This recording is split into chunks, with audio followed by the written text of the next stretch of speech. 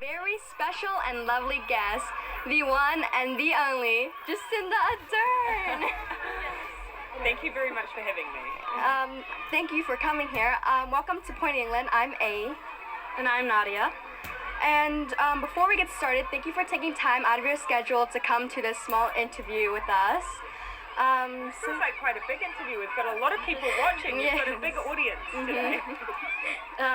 We've got some questions for you that we thought you could answer for us. Before we start, how are you? I'm very well, thank you. I'm very happy to visit the school and to join everyone for lunch. So I've had a really nice morning. Thank you. How is your family doing? My family's really well. We have to move around a lot, but they're used to it. But I'm very lucky that I get to work with my family with me. Yeah. Speaking of your family, we saw Neve on the news from Waitangi Day. How do you manage being a mum and Prime Minister at the same time? Well, there's lots of parents and caregivers work and also look after their children. And so I feel like I just get to experience the same thing that they do. And I know it can be really hard because you don't like to be away from your children. But equally, I have lots of people that help me, and that makes all the difference. So I think I'm very, very lucky. What is Wellington like? Wellington, do you know what? When I fly from Auckland to Wellington to work in the Beehive, I always notice it's colder by quite a lot. It's often windy, but it's a really cool little city.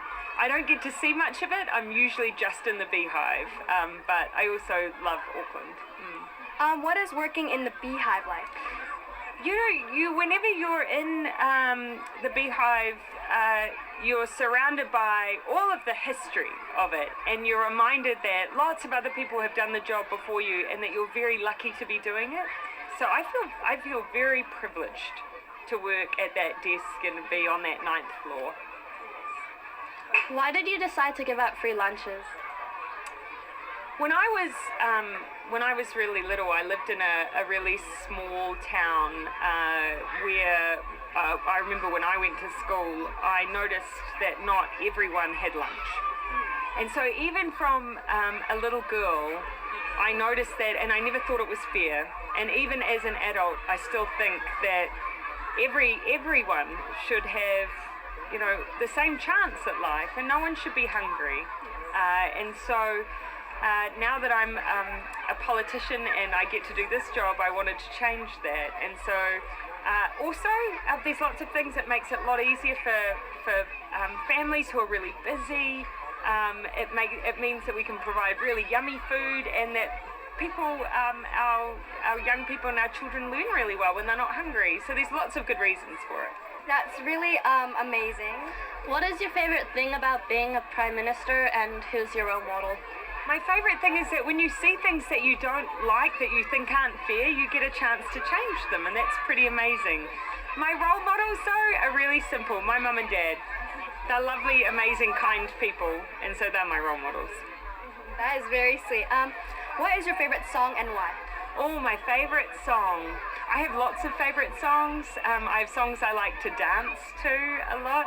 The moment I listen to songs with Neve, so at the moment my favourite song is the one called Tidy Up Time, because when I play it, Neve cleans up her toys.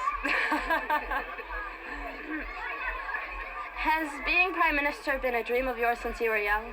No, I never thought I would be Prime Minister, because so few people get to do that job, and I just didn't think it would be something I would do. So no, it hasn't always been a dream. I thought I would do something else, but now that I'm here, I feel very, very lucky. A random question. What is an item you cannot live without? Oh, sadly, it's my phone, and it's because that's my connection to my job. That's how I make sure I know everything I need to know, and people can get hold of me, so I can't do without it. Yeah, that's very reasonable. What is something you are most proud of? There's lots of, what we would call policies and programs, things like food in schools that I'm really proud of, that I know will make a difference. But actually, I hope that even when I stop doing this job, people think about leadership a little differently. I hope they think that you can be a leader and talk about kindness and empathy and looking after one another. And if that's what happens after I've done this job, then I'll be proud of that. What would be some advice for someone our age who wants to become Prime Minister one day? Well, do you know that, first of all, that you can do it. I worry that too many of our young people think that they can't follow their dreams when they can. They just need to believe in themselves. So believe in yourself. That's often the biggest barrier we have, is how much confidence we have in ourselves. What has been the most challenging part of leading the country through the COVID-19 pandemic? I have wanted to make sure everyone was safe. And that means having to make the right decisions at the right time. So that's the challenging part. Sometimes you don't know if you're making the right decision. But what I keep reminding myself, I'm never doing it alone. There's a team of 5 million helping. Thank you for your time. We loved interviewing you today, and you're welcome back anytime. Thank you. You asked some great questions, so thank you for having me. Thank you for coming.